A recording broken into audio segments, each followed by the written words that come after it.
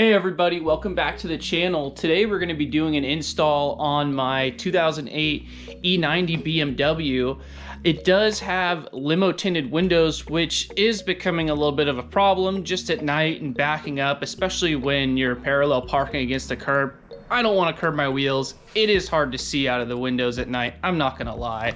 And I always had the intention of installing this reverse camera that came with my Eonon head unit that I purchased maybe 2 years ago now. Here's the head unit model number. I know that they have come out with a newer version, but I'm not too worried about that. I'm just worried about seeing.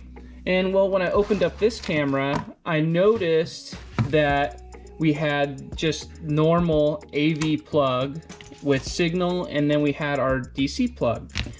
And well, I have another E90 and this had come off of it. It's a factory handle location with the camera built in. It has provisions for the power and ground as well as AV, so for the video. And I thought, well, maybe I could just use this harness and run it from the head unit to the camera. It should work in theory. Here we have the power and ground from the Eonon supplied reverse cam, and it's female to female, so that's not gonna work.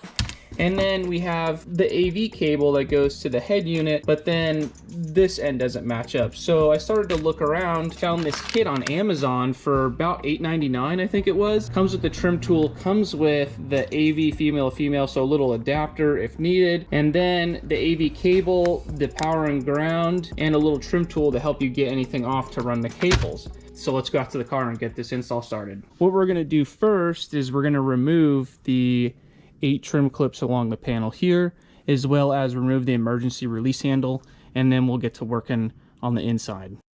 And remember everybody, before we start working on the electrical system, we're going to come here in the rear corner of the car, and then our battery's going to sit down in here. It's going to be a little 10mm. We're going to unscrew this, and then what I usually do is just take it and then I just tuck it between the battery and the body, just so it's not touching that terminal there. And then what we can do to prevent this, if this trunk closes, we're gonna go ahead and actually just lock the trunk here. Okay, so we're gonna go ahead and we're gonna get ourselves a little trim tool. It can be plastic or metal, whatever you got. I mean, even if you don't have a trim tool, you can use like a little butter knife to kind of get under, because really there's gonna be a lip, and then you're gonna pry back, and these are gonna pop right out. So we're gonna go ahead and do all 8 of these. And then let's go ahead and put these aside. And then as for the emergency release handle, we're going to remove that. And then there's going to be a tab here. So we're going to push that in and slide the cable towards ourselves. Put that off to the side. Lean this down and tuck it away. So we're going to go ahead, and there's 2 tabs on either side of this white trim piece underneath.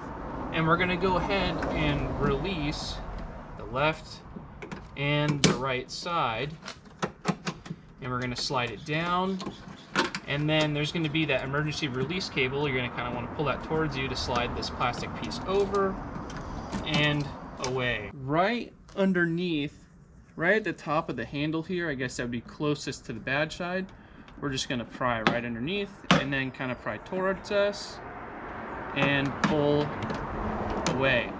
Here we have our trunk handle, and now we're gonna go ahead and slide the top in. Gotta get the micro switch in there. And then we're gonna go ahead and get the bottom, try and get that seated in its groove, and then we're gonna pop in the top. There we go. And the bottom. There we go.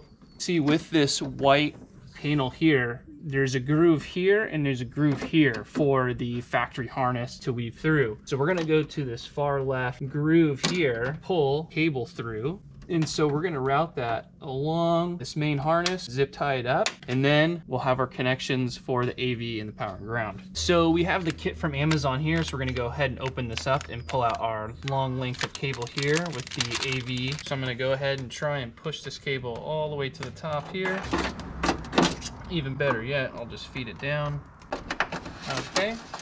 So now what I want to do here is, since the head of this cable won't fit through, I'm going to make a small incision at the middle top here, about that much, on the top, and we're gonna do the same thing on the bottom. And what that's gonna allow us to do is we're gonna pull through our cable, and we're gonna go ahead and connect here, and we'll leave some length so that we can have extra later if needed. But we're gonna lay this cable inside this channel that we've now created, and we're gonna go ahead and do the same here.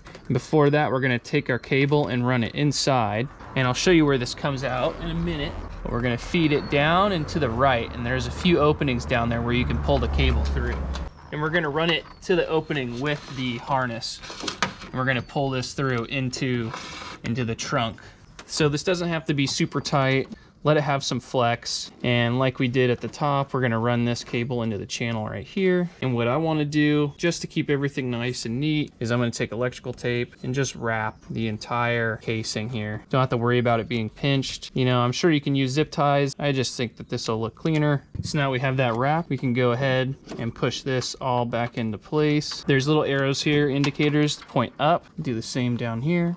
Here we are at the back seats now. So to remove the rear bench, you want to get a firm grip underneath. There's a couple handles here on the corners, so you just want to give a firm push up. And oh, I got both that time. If not, you have to go to the other side.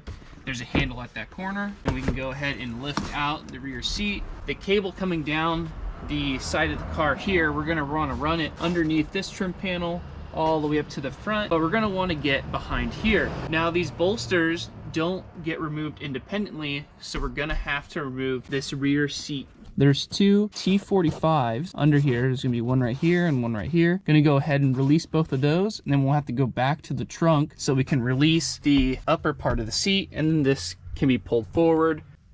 For cars that do not have cold weather package, you're gonna have these two areas here where you're gonna need to get in there and pop that white tab off on both sides. So that'll be located about here and over here on the trunk. And then you'll feel the seat release, and you should be able to push it forward.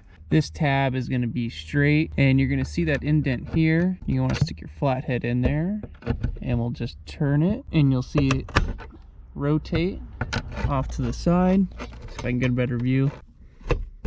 Like that. And the seat should release. There we go. And it released. So now I'm just gonna go ahead and pull this back, and I'm gonna run this wire along the channel here, pulling all the cable to the front. And I'm gonna give it a little bit of slack, and I'm gonna go ahead and just zip tie it up here with the main harness itself coming from the trunk, just to hold it in place so it's not moving around, it's not rubbing on anything. And we'll feed it along, and we'll do the same thing over here, and we'll zip tie it down as well. We're gonna go ahead and take this one clip out, put that off to the side, and then we should just be able to pull up.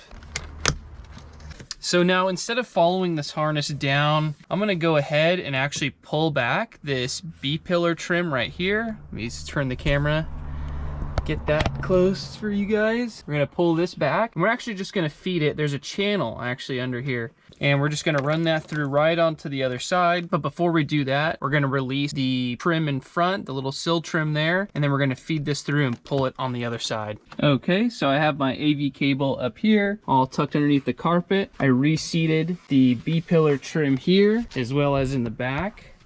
I have everything ran along our harness, zip tied, and underneath the carpet here. And same thing with the B-pillar trim, all nice and tucked away now. In this front corner, passenger kick panel, just get your fingers behind it and kind of pull back towards the inside of the car and then down. And it should slide right out like that. And we're gonna run the cable up and then over the glove box to our head unit. So the easiest way that I found to do that is, after popping off that, we're gonna get our trim tool again and just kind of get in between the crack here, and this should just pop right back like so. Okay, so we're gonna try and feed the cable up, and I'll try and grab it here, and then we'll feed it across. So let's go ahead now and actually remove the Eonon head unit. So every head unit's going to be different. As you can see with my Eonon, at least my model, there's going to be one screw on the left and one screw on the right, and the head unit should just pop right out. So now should be able to get under there and slide it forward. Here we go. So we have all of our connectors, and there's going to be a loom on the back, and sometimes even on the top here there's a wiring diagram that shows you with all the labels exactly what each pin does, each wire does, I mean, and each RCA. So we're going to find the one with this, actually I think is it right here, camera on it is going to be right here. So we're going to go ahead and take the cap off that so we know which one it is. And we'll take our RCA cable from the bottom over there, run it up and then across, and we should be able to come through right on the right over here, and we can plug the RCA in, and that should complete this portion of it. There, on this specific model, it doesn't look like there is a signal for it. The car already, or the head unit already gets its signal from the, I believe it's the CAN bus decoder here, or part of this loom. When the car goes into reverse, it already has a signal built in. So when I do go into reverse with this head unit already, which I can show you later. So I'm gonna go ahead and try and actually just grab the end of this line here with the fingers, and I'm gonna see if I can feed it below the cup holder, and I'm just gonna go straight across and see if I can go on the other side and grab this. Let's see where this ended up. And that was actually perfect because it ended up right at the end here. Now I have to let it go. There we go. So now you can see me pulling the wire through. Okay, so let's go button up that side since we have this ran now.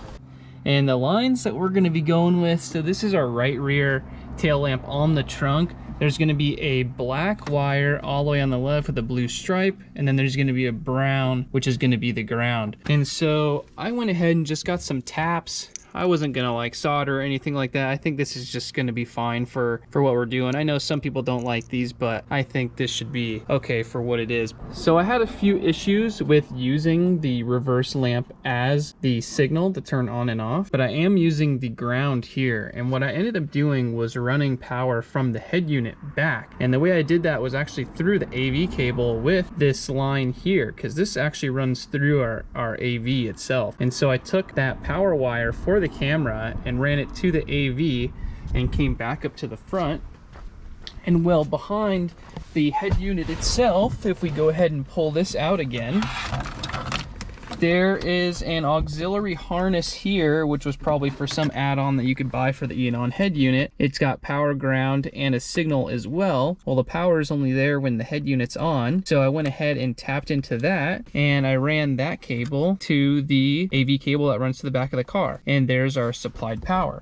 So if we go ahead and pop this guy back in, and let me get my keys,